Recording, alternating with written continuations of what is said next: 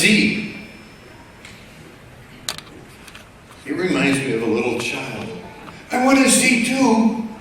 I want to see. Come on, I want to see. It reminds me of Zacchaeus, the tax collector, who was so short. Jesus was coming, crowds. So he climbs a tree so he can see. And he is seen as well. And Jesus sees him up there and Zacchaeus, come down. I'd be glad to have dinner at your place today.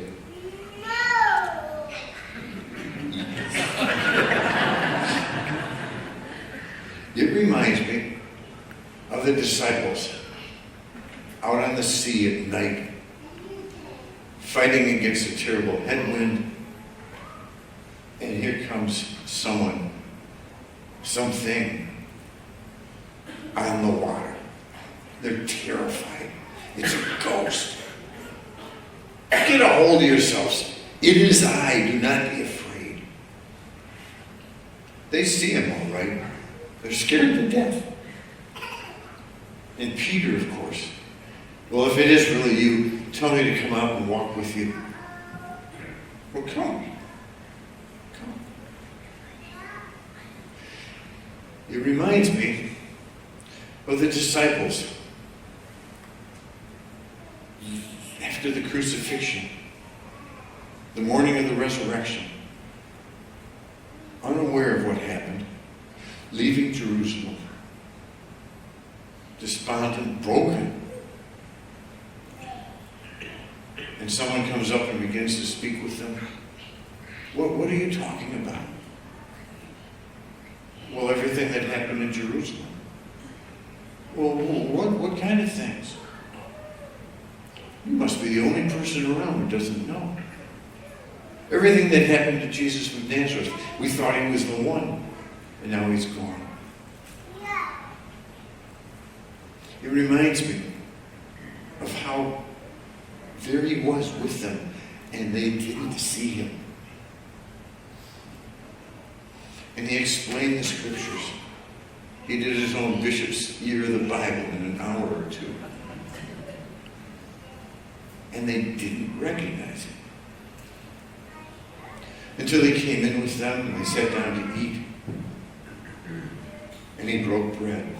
And then their eyes were opened. I want to see. I want to see. This gift of the Eucharist that opened their eyes is such a blessing. It's such a wonder. You know, it was troubling when some surveys came through a year or two ago indicating that a heck of a lot of Catholics look upon the Eucharist as just a nice symbol, a little ritual.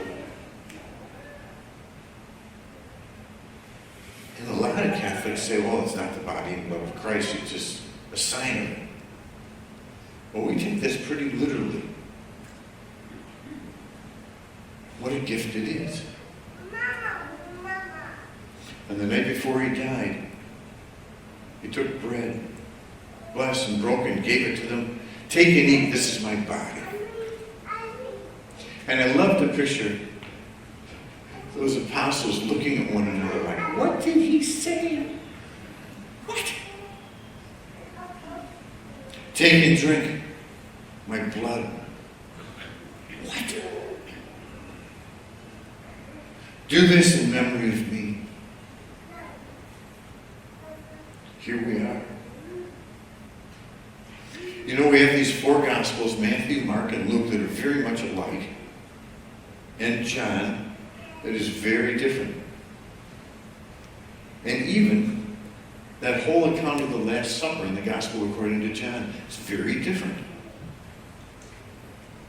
At the end of the supper, there's no, this is my body, this is my blood. Instead, Jesus takes off his outer garment, wraps a towel around his waist, and starts washing everybody's feet. And Peter takes issue. Jesus takes issue with Peter, and Peter says, well, then wash my whole body. And at the end of it, Jesus says to them, do you understand what I've just done for you?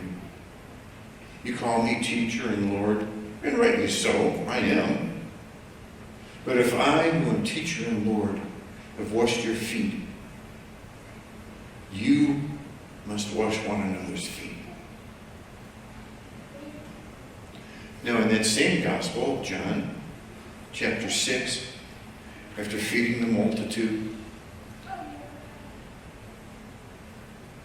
Jesus speaks about himself as the living bread come down from heaven, the bread of life. Whoever eats this bread will live forever. Unless you eat the flesh of the Son of Man and drink his blood, you have no life in you. It's a long chapter near the end. It's so poignant. Because many of his disciples go back to their former way of life saying, this kind of talk is hard. Who can accept it? And Jesus says to his disciples, will you also leave? And it's Peter who speaks up. Well, to whom shall we go? You have the words of eternal life. What do you want me to do for you?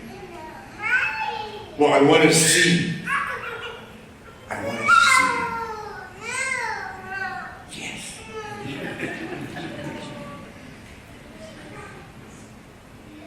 If you struggle with the Eucharist, struggle. But don't write it off. This is who we are. This precious gift of sharing the body and blood of Christ. That little story about the foot washing reminds us that our experience of the Eucharist is more than an isolated personal thing. The fact that we gather as a community reminds us, my gosh, we are together. You know, after communion, some people stand, some kneel, some sit. And if you've forgotten or if you're curious about that, some years back, the church invited us to recognize communion as a procession that we're all participating,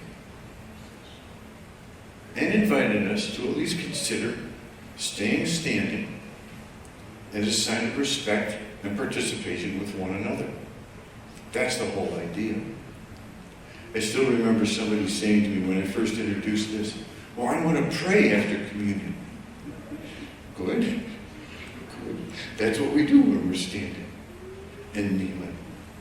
But that's the whole sense. To remember that it's not just me and him. It's us. I want to see. Oh, what we're blessed with. See and eat and be transformed. Here we are without deacons this weekend. I have to do the dismissal myself.